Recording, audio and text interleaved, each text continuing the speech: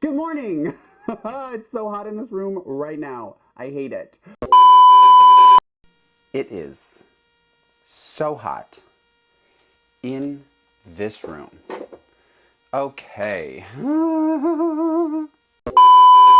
Good morning. My name is Josh Tyler.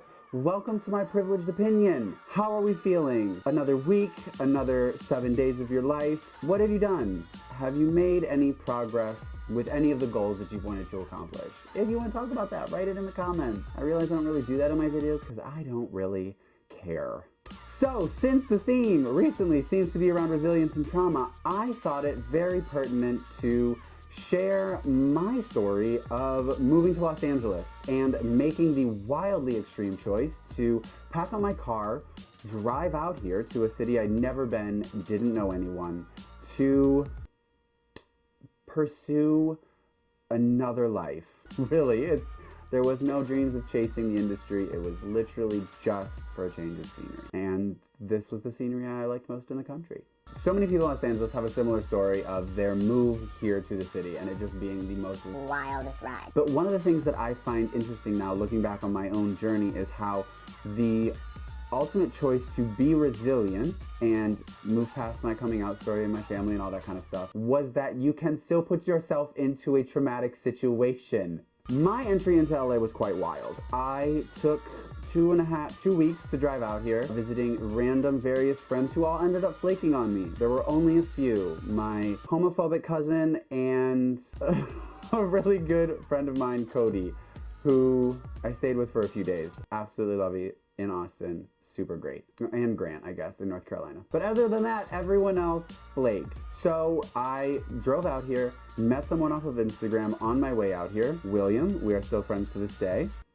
Kind of, you're too busy for me. But met him, stayed with him for about 2 months, and then moved out of there and lived in my car for 2 weeks. And then moved into my very first apartment in Los Angeles on Thanksgiving Day in 2015. Very, very ceremonious. Thinking back on those first few months of me being in Los Angeles, I realized that I was just in this mental state of survival mode. Where was I living? Where was I getting food? Where was money coming in? Where was I bathing? Where was I gonna put my car? Am I sleeping in my car? Am I squatting somewhere? Because that happened. That mental state is a burden. That is just a large mental load to carry. And that was really in that moment that I realized I can either just sit down, go back to Ohio and not do this, or be resilient and push through. Take the trauma as it was and go forward. Through all of these experiences, like I've said, it really showed that trauma and resilience go hand in hand. You cannot experience one without experiencing the other, and just a cyclical entire existence. And through all of that, it really helped me to, once I was out of it and in a safer space with less mental load around it, I was able to look back and kind of realize that it taught me to, one, not let the emotions just exist within me. I really had to allow things to wash over me and be present in the moment. Accept things as they happened. There were moments where I was supposed to have gone and stayed with someone, like my entire trip out there, or I was gonna get money from this person so that I could keep surviving.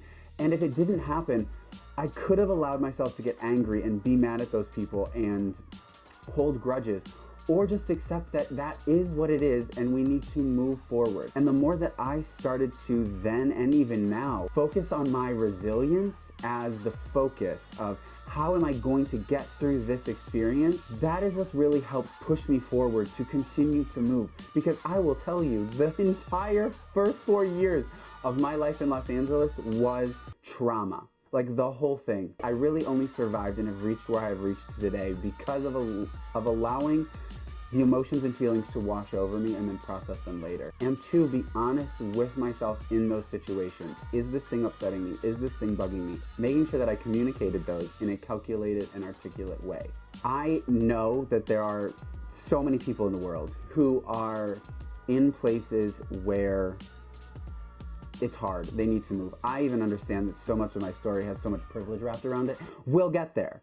Thank you. Please be resilient in this world, because the more resilient you are, the more you will learn about yourself, the more you will discover things about yourself, the more you will learn about things about other people, and it is such an absolute beautiful journey to go on. Oh, just focus on your resilience. Please, go out into the world, be good, do good, have an amazing week, and I will see you next week. Goodbye! That was like a really good stream of consciousness.